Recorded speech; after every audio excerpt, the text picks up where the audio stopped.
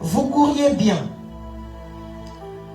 Qui vous a arrêté pour vous empêcher d'obéir à la volonté, à la vérité? Cette influence ne vient pas de celui qui vous a appelé. Vous avez la même version? Vous attendez bien? Maintenant, j'aime bien la version Semeur. Toujours des Galates 5, 7 à 8. Vous couriez si bien qui vous a détourné de l'obéissance de la vérité. Une telle influence ne vient en tout cas pas de celui qui vous a appelé. Louis II nous dit, vous couriez bien qui vous a arrêté. Mais le Semeur nous dit, vous couriez bien, mais qui vous a détourné de l'obéissance à la vérité. Nous avons très bien commencé. Commencer n'a jamais été ça le problème. Commencer n'a jamais été le souci. Mais c'est la finalité qui compte le plus. Parce que tout le monde peut commencer quelque chose, ce n'est pas tout le monde qui finit. Là, nous voyons, c'est la lettre de l'apôtre Paul aux Galates. Nous savons tous l'histoire, comment est-ce que l'apôtre Paul était en prison. Et il communiquait beaucoup aussi par des lettres. Alors là, lorsqu'il dit, vous couriez bien, qui vous a arrêté? On comprend tout de suite qu'il y a un problème. Parce qu'on ne peut pas interpeller les gens comme cela. Vous couriez bien, mais qui vous a arrêté? Lorsqu'il fait cette remarque-là, c'est qu'il a constaté quelque chose. Vous couriez bien, qui vous a arrêté? Ici, l'apôtre Paul fait une remarque. Il constate quelque chose. Selon vous, qu'est-ce qu'il a constaté, l'apôtre Paul? Frère Claudie? Un relâchement. Un relâchement, très bien, merci. Sœur Milena, c'était la même chose, un relâchement. Frère Gédéon? Il courait bien, mais si l'apôtre Paul dit, vous couriez bien, mais qu'est-ce qui vous a arrêté? Pour vous, il a constaté quoi? Un changement dans la façon de courir. Frère Merveille? La désobéissance. Vous avez pratiquement tous dit la même chose. Mais je prends le relâchement.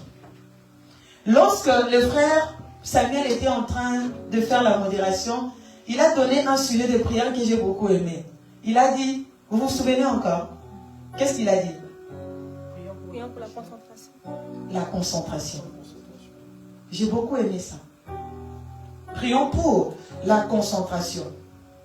Je vais vous démontrer ce que je suis en train de dire par un exemple concret. Alors, il constate un relâchement, puisque le frère Glody a dit à la sœur Milena. Donc, un changement dans la manière de courir, le manque d'obéissance. Et moi, ici, ce que je repérais, donc, on a le relâchement, on a l'arrêt. Parce qu'il dit, vous couriez bien, mais qu'est-ce qui vous a arrêté? Qu'est-ce qui a fait que vous puissiez vous arrêter? Donc, on voit, il y a un relâchement, il y a un arrêt. Troisième des choses, on voit qu'il fait comme une forme de comparaison entre l'avant et l'après. Je peux aussi dire, moi, les jeunes, regardez-vous la table de derrière. Ça vous fait penser à quoi? Il y a peu d'affaires. Rien que par ça. C'est-à-dire qu'on fait une comparaison entre l'avant et l'après. Et c'est exactement ce que l'apôtre Paul faisait comme remarque.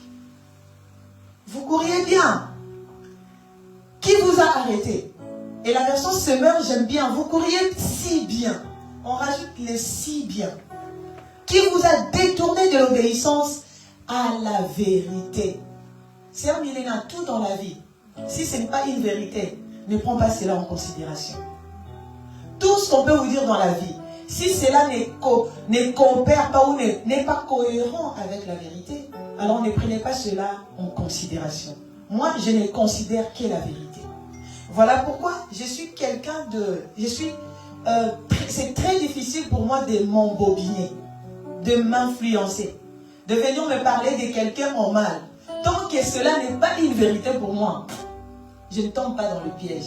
C'est pour cette raison que moi, vous allez me voir peut-être quelqu'un qui m'a tellement fait du mal. Mais je vais parler bien avec cette personne-là comme s'il n'y a jamais eu de problème.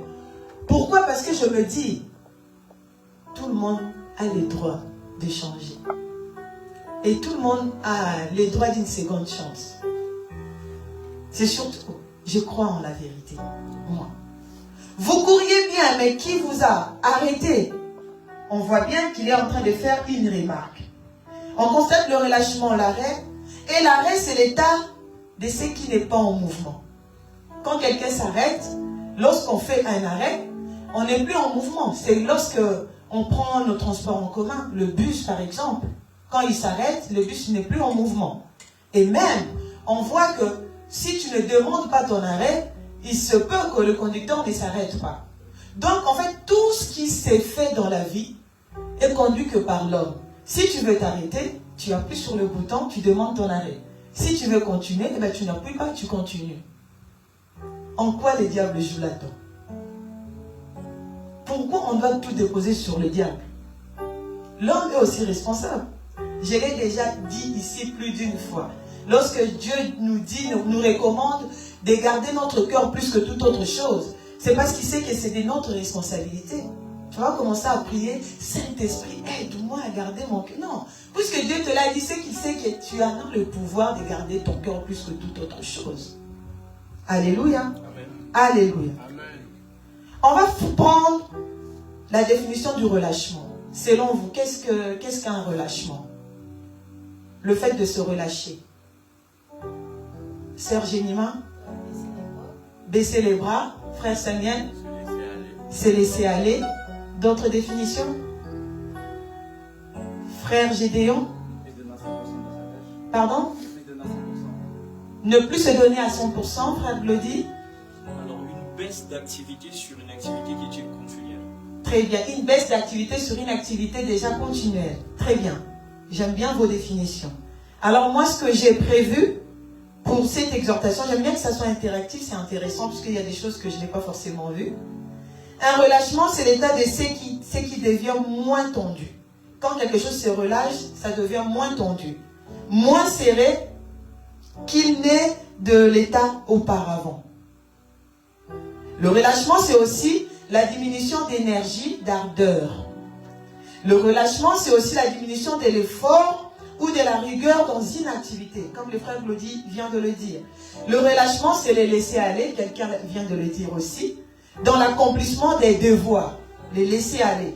Le relâchement, c'est le manque de volonté, d'énergie, de vigueur.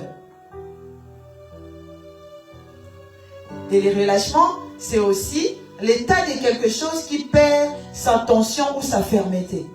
C'est ça le relâchement.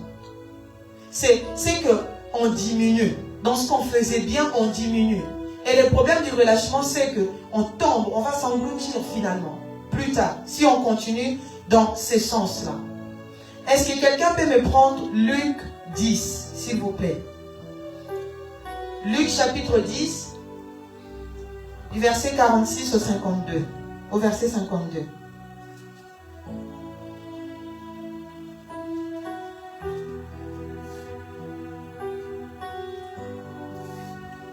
Ou sinon, je vais moi-même le lire comme j'ai le micro. Toutefois, il y a aussi des micros ici. Alors, je lis au nom de Jésus. Luc, chapitre 10. Pardon. C'est moi. Qu'est-ce que j'ai fait?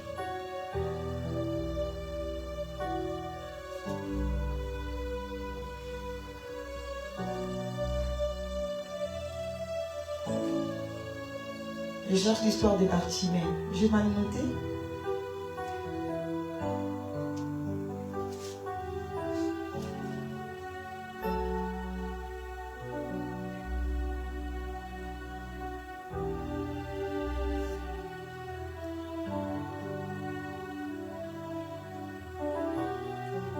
Pardon, c'est Marc, c'est moi. Pardonnez-moi, nous sommes dans Marc 10. Marc chapitre 10. Marc chapitre 10 du verset 46. Je lis au nom de Jésus. Ils arrivèrent à Jéricho et lorsque Jésus en sortit avec des disciples et une assez grande foule, le fils de Timée, Bartimée, mendiant aveugle, était assis au bord du chemin. Il entendit que c'était Jésus de Nazareth. Et il s'est mis à crier, « Fils de David, Jésus, aie pitié de moi. » Plusieurs le reprenaient pour le faire taire. Mais il criait beaucoup plus fort, « Fils de David, aie pitié de moi. » Jésus s'arrêta et dit, « Appelez-les. » Ils appelèrent l'aveugle en disant, « Prends courage, lève-toi. » Il t'appelle. L'aveugle jeta son manteau et s'élevant d'un bond, vint vers Jésus. Jésus, prenant la parole, lui dit, « Que veux-tu que je fasse ?» Rabbouni lui répondit l'aveugle, « Que je recouvre la vue. » Et Jésus lui dit, « Va, ta foi t'a sauvé. » Aussitôt, il recouvra la vue et suivit Jésus dans le chemin. C'était la parole du Seigneur. Amen. On voit ici l'histoire de Bartimée dans Marc 10. Un homme aveugle, c'est une histoire que nous connaissons et encore que nous connaissons. Mais j'aimerais simplement qu'on puisse voir quelques aspects ici. Plusieurs le reprenaient pour le faire taire, mais il criait beaucoup plus fort, « Fils de David, aie pitié de moi. » Qu'est-ce que vous constatez ici, dans cette histoire de Bartimée? Vous constatez quoi? Frère Bénin, tu peux m'essayer un tout petit peu, s'il te plaît. Frère Glody, merci. On remarque que dans l'activité qu'il avait, c'est qu'il était dans le besoin. Son besoin, c'était de recouvrir la vue. Et malgré la multiplication des obstacles pour parvenir à son but, il n'a pas baissé en fait son effort. Au contraire, il a augmenté d'efforts pour parvenir à son but. Très bien, merci beaucoup. Est-ce qu'on peut applaudir? Très bien. Il a sorti un mot que j'ai aussi mis moi dans mes écrits. Frère Jonas, s'il te plaît, merci. Je voulais rajouter juste, en fait, il avait de la persévérance. De la persévérance. Tout ce qu'il pouvait avoir autour. Il avait de la persévérance et de La la détermination. détermination. Il y a aussi un mot que je cherchais, il l'a dit. Est-ce qu'on peut applaudir aussi, s'il vous plaît? Qui d'autre? Une autre intervention? Alors, ici, vous avez parlé des choses que j'avais prévues aussi. Le frère Claudie nous a parlé des obstacles. Donc, on constate que Bartimée faisait face à plusieurs obstacles. Et aussi, il était déterminé. Donc, l'obstacle et la détermination. Mais dans ces obstacles-là des Bartimée, qu'est-ce que vous avez repéré comme obstacle? L'aveuglement, oui, tout le monde le sait, il était aveugle. Mais il y avait quoi comme obstacle? Frère Merveille? Les gens qui disaient d'arrêter de crier. Les gens qui disaient d'arrêter de crier. Donc, si on résume, c'est la foule. Donc, le premier obstacle de Bartimée qu'on connaît tous, c'était l'aveuglement. Ça, c'était son premier obstacle. Le deuxième, c'était la foule. Imagine, tu as besoin de quelque chose, hein, Sœur Wildé. Tu as besoin d'avoir quelque chose et puis tout le monde veut t'en empêcher. Il ne te laisse même pas t'accrocher pour que tu puisses avoir ce dont tu as besoin. C'est un obstacle. Et Bartimée avait aussi ce genre d'obstacle. Donc on a la grande foule aussi. Parce que la Bible dit, il y avait une grande foule, si vous allez dans Marc 10, dans Marc 10, vous allez voir dans le verset 46, ils arrivèrent à Jéricho et lorsque Jésus en sortit avec ses disciples et une assez grande foule. Donc il y avait l'assez grande foule, mais aussi les disciples. Parce que ce ne sont pas la foule, ce n'est pas la foule qui empêchait Bartimée de venir vers Jésus. Mais ce sont les disciples qui ont dit qu'ils parlaient fort. Est-ce que vous avez vu cela? Amen. Marc 11. Alléluia. Amen. Alors, 47. Il attendit que c'était Jésus de Nazareth et il s'est mis à crier, « Fils de David, Jésus, aie pitié de moi. » 48. Plusieurs le reprenaient pour le faire taire. Mais il criait tellement fort. Il criait tellement fort. Plusieurs le reprenaient. Mais il y avait aussi les disciples. Dans la vie, lorsque tu as un objectif à atteindre, ne t'arrête pas en fonction de ce que les gens disent. En fonction de ce que les gens font. Une fois, je l'ai partagé, j'ai dit, si tu es sûr de parler de la part de Dieu, les avis des gens ne comptent pas. Amen. Vous avez compris? Amen. Si tu parles de la part de Dieu, les avis des gens, les sentiments des gens, les humeurs des gens ne comptent pas. Pourquoi je dis cela? Parce que aussi longtemps que tu vas te focaliser sur ce que les gens pensent, disent, tu ne sauras jamais faire ce que Dieu te demande vraiment de faire. Donc quand tu es à l'église, accepte que les gens te disent, toi tu crois que tu es qui? Je suis enfant de Dieu. Quand les gens viennent ici, ils dansent, ils chantent, vous ne savez pas leur histoire avec Dieu. Vous ne connaissez pas ce que la personne a traversé. Donc, qualifiez-moi de tout ce que vous voulez. Mais moi, une chose est certaine, je sers Dieu. Bartimée était déterminé et il avait un objectif à atteindre. Quelqu'un qui a besoin de quelque chose ne vit pas comme tout le monde. Quelqu'un qui a besoin d'avoir quelque chose ne peut pas s'associer avec ceux qui n'ont besoin de rien. Le problème aujourd'hui, c'est qu'on s'associe avec des gens qui ne sont pas dans le besoin. Ou encore, on reste avec des personnes qui ont déjà ce que nous avons et ce que nous voulons. Quand tu restes avec quelqu'un qui a déjà ce que tu veux, le besoin que tu as ne sera pas intéressant à ses yeux parce que lui, il l'a déjà.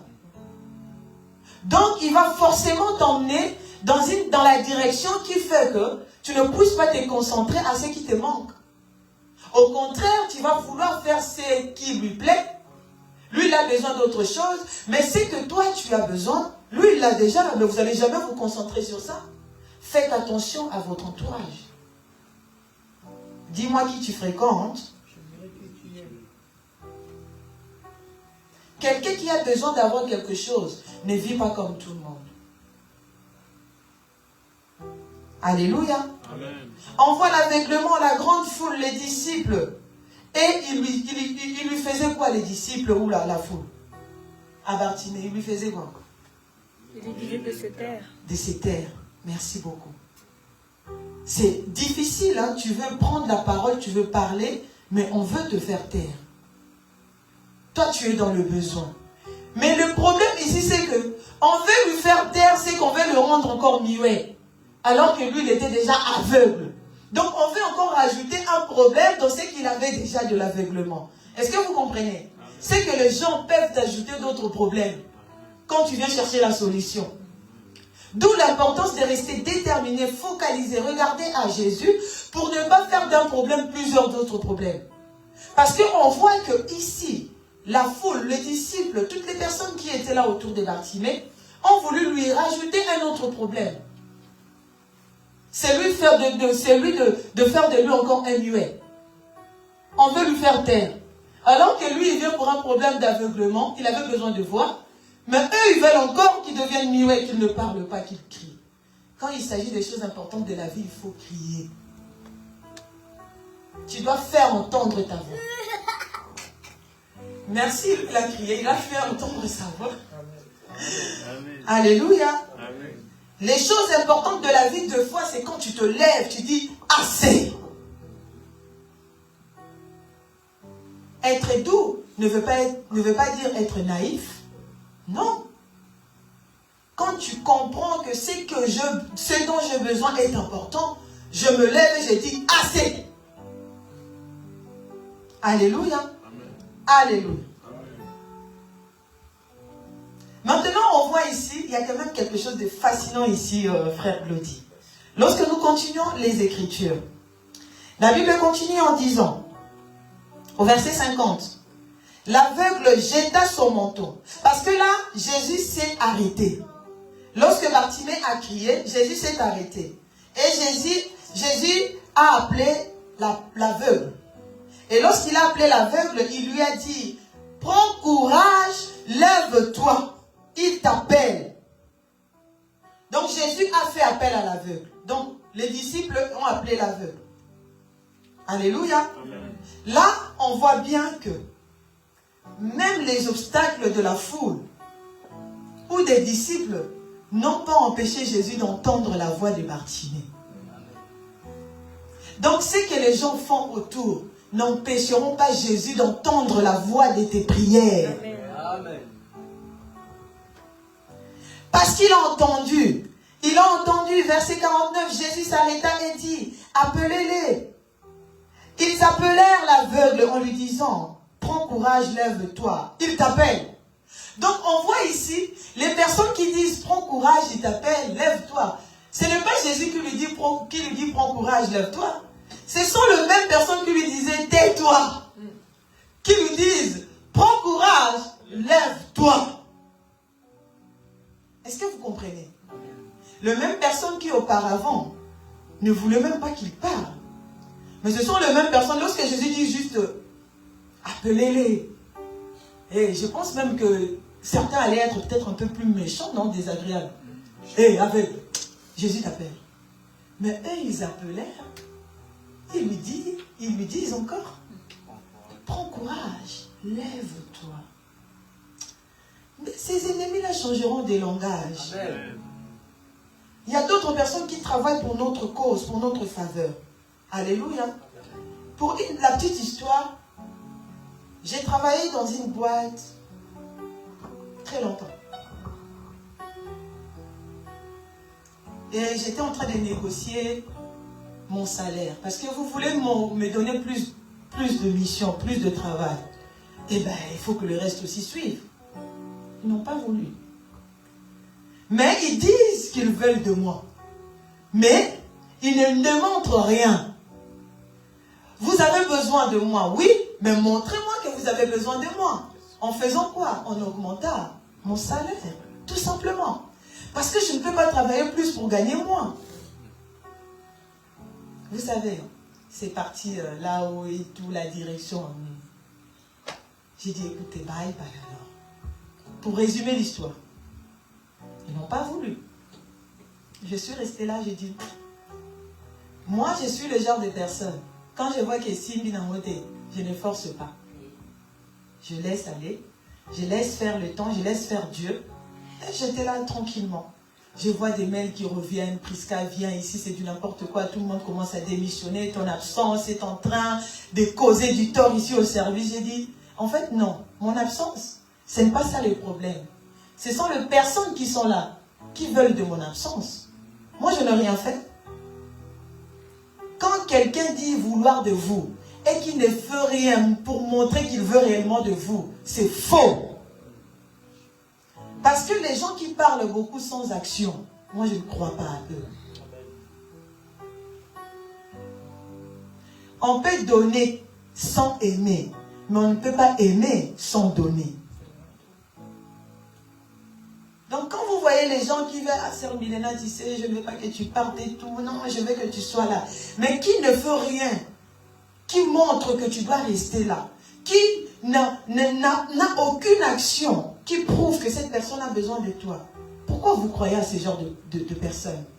Même dans des relations amoureuses, on voit de jeunes, vous vous accrochez aux gens qui sont en train de vous embobiner avec des paroles qui n'ont même pas ni tête ni queue. Oh, sans toi, je ne peux pas vivre. Ah!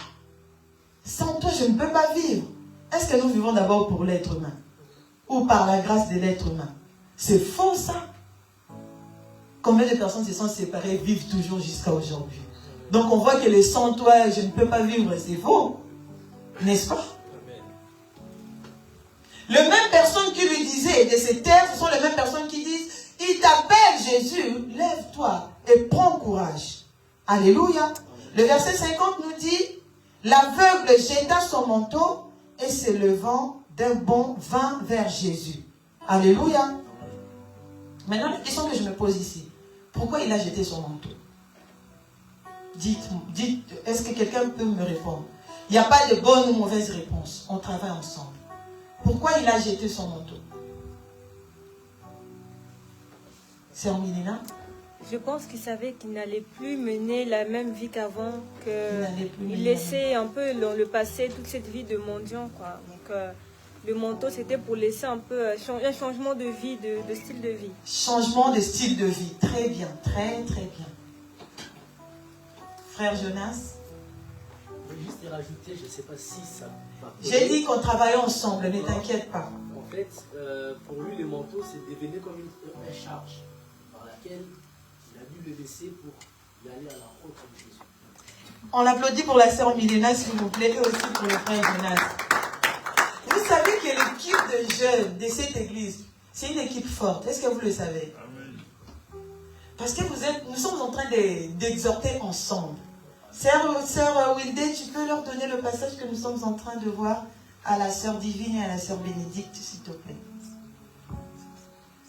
Une nouvelle vie, c'est débarrasser des charges. Seigneur, sois glorifié. Intègre, tu nous suis. Il a jeté son manteau. Parce que les manteaux, quand Jésus l'appelle, on voit déjà dans l'attitude de Bartimée, qu'est-ce qu'on constate dans son attitude? La promptitude. C'est que la rapidité. Parce qu'il se dit, avec mon manteau là, comme Jésus a besoin de moi rapidement, je dois l'enlever pour que j'ai la facilité de courir et d'accéder à Jésus. En d'autres termes, j'ai besoin d'avoir une nouvelle vie. Ça ne me permet pas d'être avec des charges. Alors je dois faire quoi? Enlever le manteau qui constituait une charge de mon aveuglement. Aujourd'hui, les gens souffrent. Pourquoi? Parce que nous sommes en train de continuer avec Dieu avec des charges. Dans la vie, certaines pertes sont nécessaires. Amen. Ah, quelqu'un ne m'a pas compris. Amen. Dans la vie, il y a des pertes qui sont importantes et nécessaires. Pourquoi? Parce que nous sommes aujourd'hui en train de souffrir. Tu es avec Jean, mais dans ton esprit, tu penses à Jacques. Donc, tu as une charge que tu portes dans une nouvelle relation, dans une nouvelle vie. Donc, en réalité, ce n'est pas une nouvelle vie parce que tu es toujours dans l'ancienne chose. Tu as toujours le manteau qui t'empêche de bien courir. Vous comprenez? Amen. Cette charge-là, ça peut être, on a réunion samedi de jeunes, mais tu dis non, j'ai une série sur Netflix là, je vais regarder les diables et s'habiller en Prada. Je suis à la saison 3, et ben je ne peux pas rater ça. Tout ça, ça constitue des charges qui font que tu es tantôt enfant de Dieu, mais il y a Netflix qui te réclame, il y a Disney Channel qui te réclame, il y a UGC qui te réclame, il y a je ne sais pas quoi qui te réclame. Ce sont des charges inutiles que nous portons.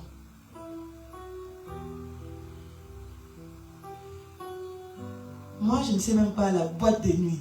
Ça a quelle couleur? Je sais que ça doit être noir, mais je ne sais pas c'est quoi exactement. Je suis jeune, mais il y a beaucoup de choses que vous me demandez aujourd'hui, je ne les connais pas. Non pas parce que je ne suis pas branchée, mais les choses que je connais, quand je commence à vous le dire, vous allez regretter de ce que vous connaissez. Vous pensez être branché parce que vous connaissez ça. Qui vous a dit que être jeune, c'est tout faire? Qui vous a menti comme cela? Il y a des gens qui commencent à faire la vie à partir de 50 ans. Ils se réveillent. C'est leur temps de la jeunesse. Être jeune, c'est pas se livrer à tout.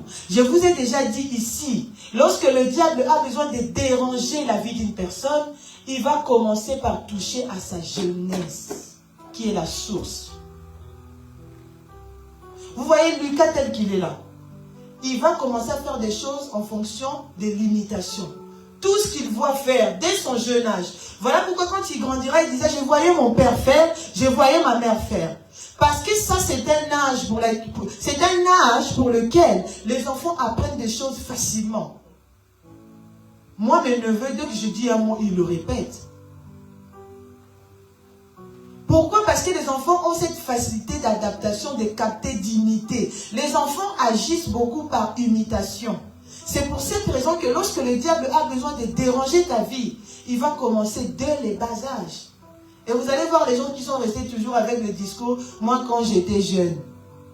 Pourquoi? Parce qu'ils ont été tourmentés dès la jeunesse, sœur Bénédicte. C'est pour cette raison qu'il ne faut jamais vouloir que ta jeunesse soit dérangée et perturbée. Parce qu'il y a des connaissances, des conséquences. Je suis contre toutes les personnes qui disent le passé est passé. Il y a des passés qui nous rattrapent. Voilà pourquoi il faut faire attention que ton passé ne puisse pas te rattraper négativement. Alléluia. Amen. Alléluia. Amen. Donc, il devait enlever ces manteaux-là qui constituaient une charge. Ça peut aussi être les manteaux de relations inutiles. On a vu la scénette lors de la journée de la jeunesse, on a vu qu'il y avait des choses inutiles. Nous avons été attachés à des choses qui ne servaient absolument à rien. Pour ne pas donner les exemples d'autres personnes. Moi, quand j'ai étudié, comme Dieu m'a fait grâce d'avoir une belle écriture, quand je prêtais mon cahier à quelqu'un et qu'on me le rendait déchiré, je pouvais pleurer. Nous, on a eu un oncle qui travaillait à Orgaman.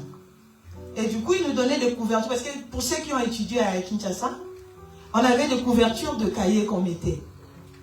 Moi, si je te prête mon cahier, rends-le-moi à l'État.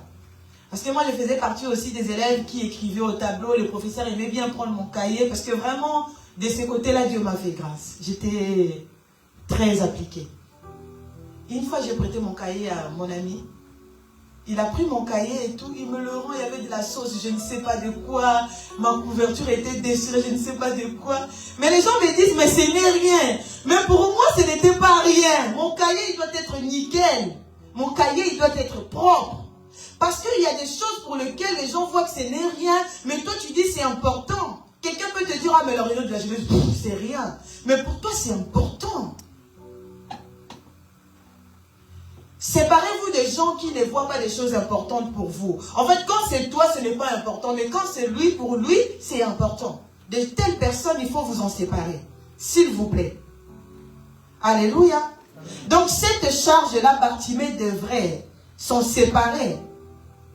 C'était une charge qui pouvait l'empêcher de courir vers Jésus. Combien de fois nous avons été face à ce genre de situation? Pourquoi? Parce qu'on porte des charges qui nous empêchent de voir ce que Dieu a prévu pour nous. Ici, on voit que face aux obstacles, Bartimée a fait preuve de résistance et de détermination. On lui a fait taire. Lui, au contraire, il a crié. Nous sommes dans Marc 11. Nous Marc 10 plutôt, de 46 à 50. 52, 53. Vous me faites taire, mais je crie encore. Vous voyez? Oui, toi tu vas toujours dans cette église-là. Tu ne vois pas que, tu ne sais pas que, tu ne vois pas que. Mais toi tu demeures toujours ferme. Oui, mais toi tu crois que quand tu passes devant là, tu penses que tu es plus que tout le monde. Augmente encore. Si eux ils voyaient le premier degré, toi augmente encore à 3 degrés. Amen. Quand tu travailles pour Dieu, fais-le de tout cœur. Balo banabango. Qu'ils n'y n'ont qu'à parler. Moi, j'aime bien quand j'arrive à ce stade-là, quand les gens disent « Alaxani », j'aime bien ça. Parce que je travaille pour Dieu. Donc, les agissements des gens, les humeurs des gens, les sentiments des gens, les émotions des gens, qu'est-ce que j'en fais? Diligemment. Hein? Comme le prophète a dit, diligemment. Voilà. Vous voyez, ce sont des choses que tu ne peux même... Lorsque tu viens à l'église, tu bouges tes oreilles. Tu te dis, là, c'est l'Éternel, mon Dieu.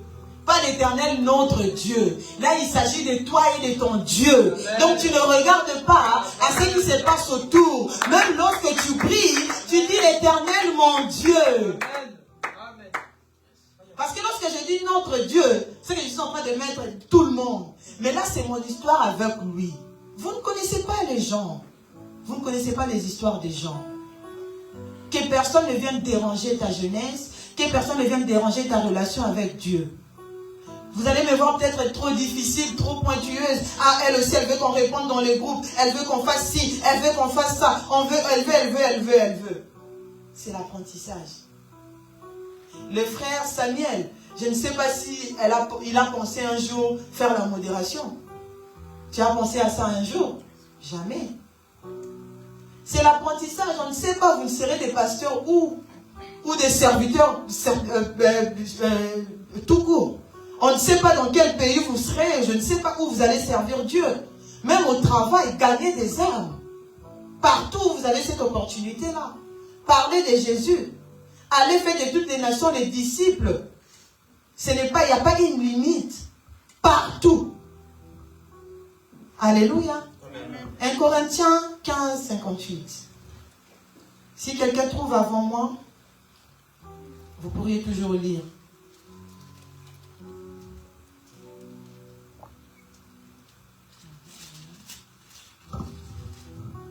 Quelqu'un a trouvé?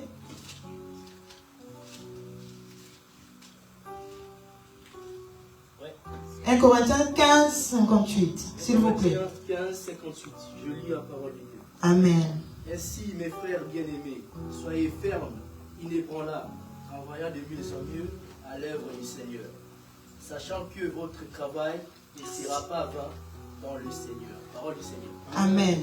Sachant que votre travail Ne sera pas vain. ne sera pas vain dans le Seigneur. Vous savez, tout ce que nous disons ici, ce ne sont que les Écritures. On n'invente rien.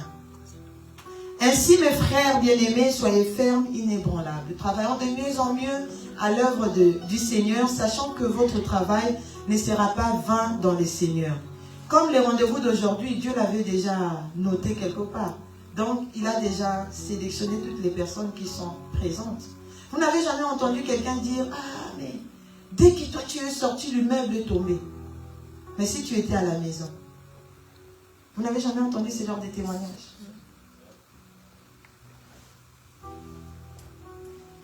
Les rendez-vous avec Dieu, c'est un rendez-vous important. Ça dépasse même ce qu'on dit des rencarts, je ne sais pas avec qui. C'est un rendez-vous divin qui est important. Rebecca n'a pas été draguée par Isaac. Elle ne s'est pas faite draguer par Isaac. C'est en allant puiser l'eau. Elle rencontre Eliezer qui était le serviteur d'Abraham. On cherchait une femme pour Isaac. Elle est partie puiser l'eau. Elle travaillait. Travaillant de mieux en mieux à l'œuvre du Seigneur, sachant que votre travail ne sera pas vain dans le Seigneur. C'est que même lorsque tu es à la maison, des tâches de la maison, ne te limite pas simplement à faire des stories, des publications, maman ceci, maman cela, tu fais des publications, des discours, mais la même maman qui te parle, tu n'écoutes pas. On n'a pas dragué Rebecca par ce qu'elle faisait. Le serviteur a compris que l'Éternel Dieu a fait réussir mon voyage. C'est elle. Un homme peut aussi être attiré par toi.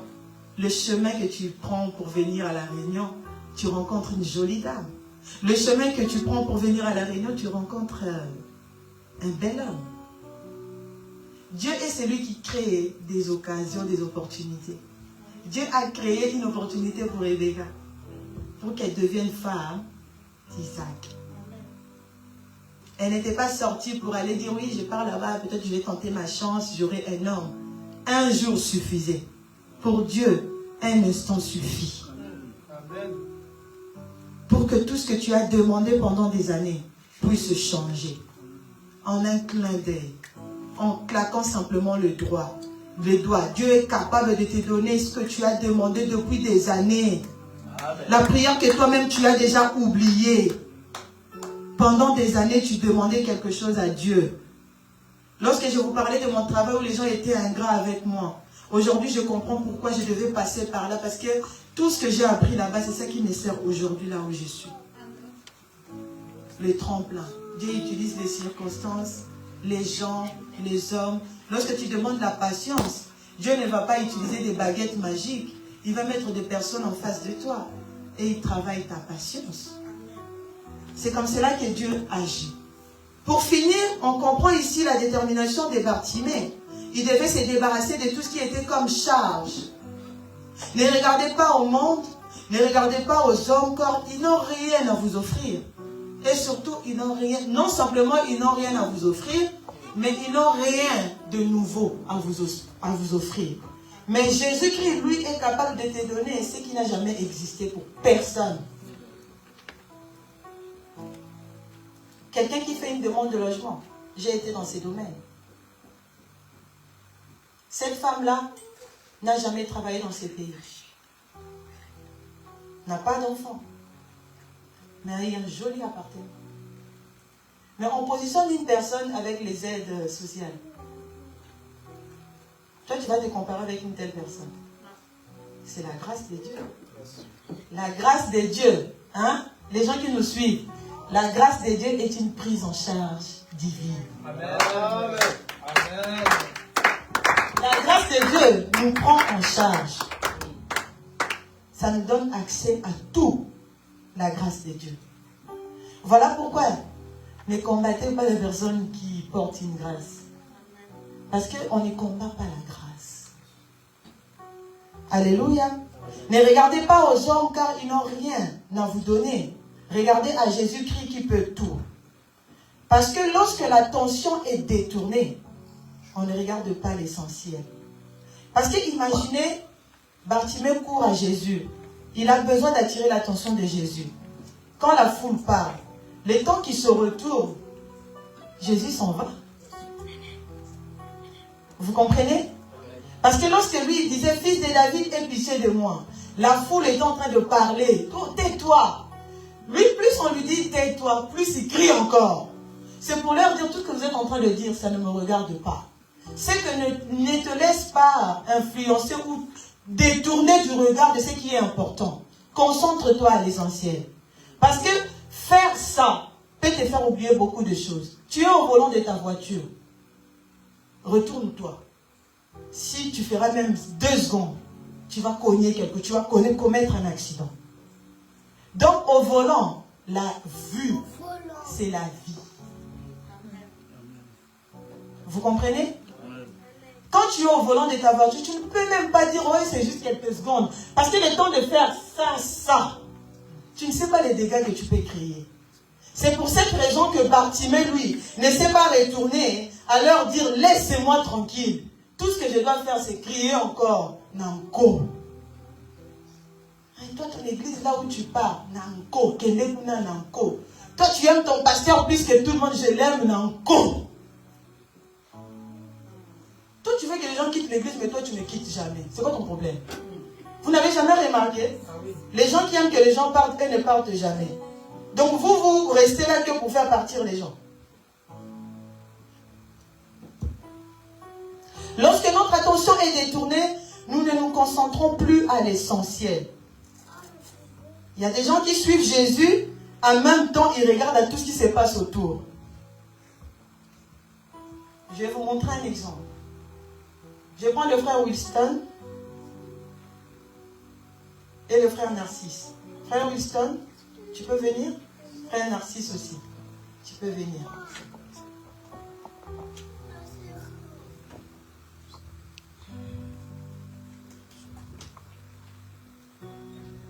Là, j'ai mes 2 frères avec moi. Faites comme si vous étiez en train de vous balader ou vous êtes en train de parler. Hein? Faites comme si vous étiez en train de parler. Avancez, avancez, avancez. Et puis à un moment donné, moi j'arrive, toi tu continues. Vas-y. Ah, ça va, tu vas bien et tout. Toi tu continues, continue. Je dis, alors. T'as pas vu l'autre, ce qu'il a fait? T'as pas vu. Pendant que nous sommes en train de se parler, ils étaient ensemble au départ, non? N'est-ce pas? Ils étaient ensemble, ils marchaient ensemble. Mais moi je suis venu, je lui parle. Mais ce n'est pas pour autant que lui s'est arrêté. Il a continué son chemin. C'est-à-dire, moi, je représente tout ce qui se trouve autour. Dans la vie chrétienne, il peut y avoir beaucoup de choses autour. Au lieu d'avancer, ben, tu restes là avec ces choses-là. Vous allez voir quelqu'un qui est dans l'église, quelqu'un qui sert Dieu, quelqu'un qui est assidu à l'église, mais sa vie ne change pas. Pourquoi? Parce qu'il s'arrête à moindre cri, à moindre occasion, à moindre dispute, à moindre problème. Tout ce qui se passe autour, il doit s'arrêter. Mais pendant ce temps, Winston, qui était avec son ami, il ne s'est pas arrêté à regarder les choses qui se passent autour. Lui, il a continué.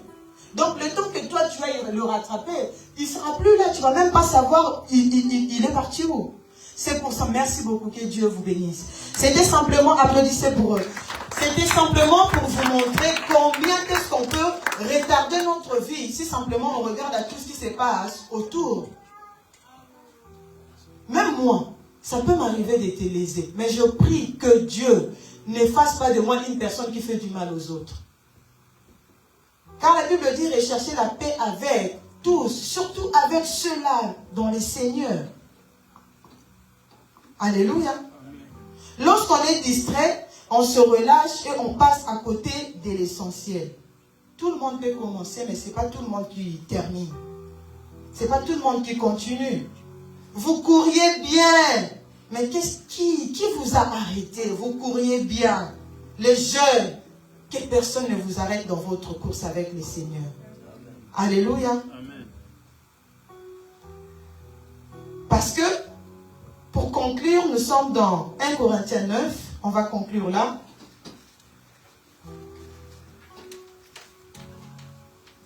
« 1 Corinthiens 9, 24. J'ai lu au nom de Jésus. 1 Corinthiens chapitre 9 au verset 24. La Bible dit, « Ne savez-vous pas que ceux qui courent dans les stades courent tous ?» Vous y êtes? Amen. Ne savez-vous pas que ceux qui courent dans les stades courent tous, mais qu'un seul remporte le prix? Vous comprenez? Amen. Tout le monde peut courir, mais il y a un seul qui remporte le prix. Courez de manière à les remporter. Pour ceux qui combattent, s'impose toute espèce d'abstinence. Et ils le font pour obtenir quoi? Ils le font pour obtenir quoi? Une couronne qui est comment? Corruptible. Mais nous faisons-le pour une couronne qui est comment? Incorruptible. Moi donc, je cours, non pas comme à l'aventure, je frappe non pas comme battant l'air, mais je traite durement mon corps et je le tiens assujetti, de peur d'être moi-même rejeté, après avoir prêché aux autres. Vous avez compris?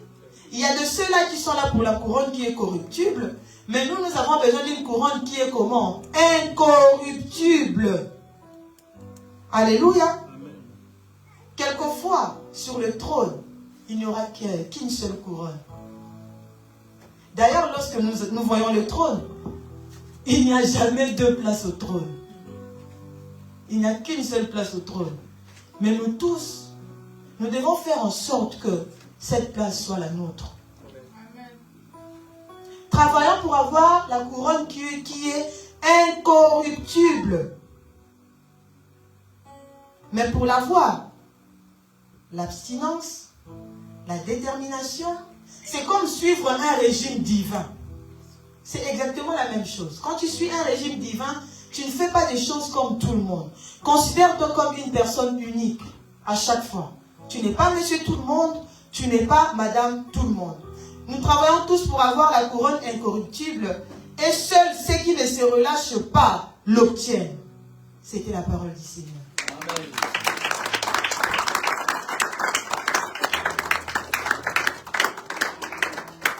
Est-ce qu'on peut s'élever et dire un mot à Dieu? Réponds d'abord ton cœur à Dieu.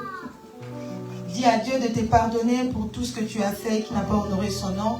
À chaque fois que tu t'es relâché, dis à Dieu pardonne-moi. Et tu demandes à Dieu de te donner la force de rester concentré à lui, de ne regarder qu'à lui, de n'espérer qu'en lui, de n'avoir confiance qu'en lui et de ne compter que sur lui. Prie à Dieu de te donner la force de continuer, de ne pas t'arrêter dans ta course. Dans le nom de Jésus, prions. Éternel Dieu, je bénis ton nom pour cette parole. Je te prie, Maître, pour cette parole que tu nous as donnée encore cet après-midi. Je te prie, Jésus, afin que je ne m'arrête pas dans ma course. Et que, Père, je puisse, ô Père, avoir que tout pour toi, Jésus. Que je reste attaché à toi, que je regarde à toi, que je te fasse confiance, que je ne compte que sur toi, Jésus. Parce que toi, tu es la source de ma vie, Seigneur. Ne permets pas que mon regard soit détourné de toi. Ne permets pas que je fasse des choses sans toi. Ne permets pas que j'agisse sans toi, Jésus. Que tout de moi ne soit concentré que sur toi, Créateur du ciel et de la terre, Maître de toutes choses. Tu es au-dessus de tout, Jésus. Mon âme bénit ton Saint-Nom et n'oublie aucun de tes bienfaits, Seigneur. Pardonne-moi pour toutes les fois où je me suis relâché. Pardonne-moi pour toutes les fois où je n'ai pas regardé à toi. Pardonne-moi pour toutes les fois où, Père, j'ai fait des choses qui n'ont pas honoré ton nom, Jésus. Garde-moi près de toi, Jésus. Garde-moi près de toi, Seigneur. Garde-moi près de toi, Jésus. Laisse que je sois attaché à toi, Jésus. Laisse que je sois attaché à toi. Laisse que je sois attaché à toi au nom de Jésus. Garde-moi près de toi, les Tout-Puissant. Oh Jésus, c'est toi qui m'as aimé le premier, Jésus. Merci parce que tu me portes dans ton cœur, Jésus. Merci parce que tu as tout donné pour moi. Tu as appris à m'aimer comme jamais personne ne m'a aimé, Jésus. Merci pour cet amour infini que tu as manifesté pour moi, Jésus. Laisse que je reste attaché à toi, Père. Que rien au Dieu Tout-Puissant ne me perturbe.